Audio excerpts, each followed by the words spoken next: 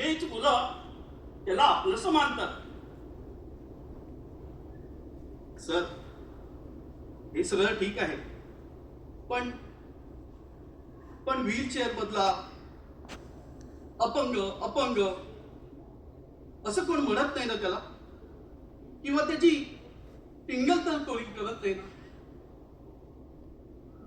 हे बघा सुधीरचे बाबा, अहो माझ्या मुलांना मी आधीच समजावलंय, सुधीरची ही परिस्थिती म्हणजे त्याचं अपंगत्व नाहीये, तर त्याला मिळालेली देणगी आहे असं समजा आणि त्याच्याशी वागा.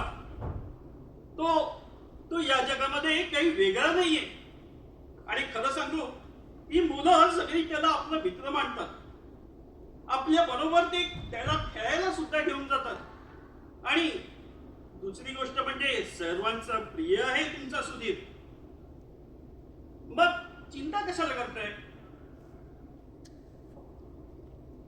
सर, ते साधं ठीक आहे, पण समाजामध्ये समाजामध्ये त्याला कधी योग्य स्थान मिळेल का?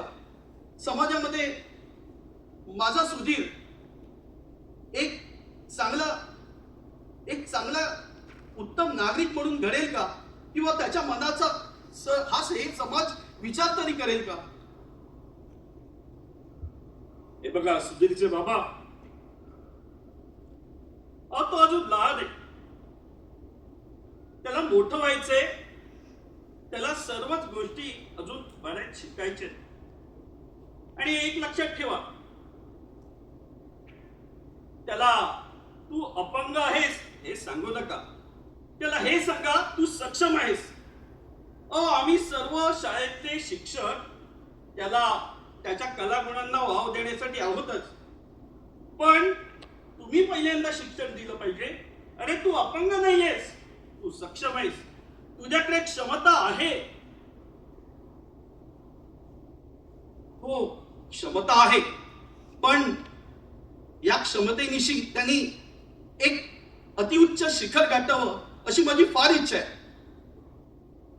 अहो, त्याच्याकडे क्षमता आहे आणि तुम्ही त्याच्या सोबत आहात. आम्ही सुद्धा त्याला मार्गदर्शन करणार आहोत. मग मग कुणीही त्याला थांबवू शकत नाही. तो उंच भरारी घेणारच. आणि ही व्हीलचेअर त्याची कमतरता नाहीये, ही व्हीलचेअर त्याची ताकद आहे. ही व्हीलचेअर त्याची ताकद आहे.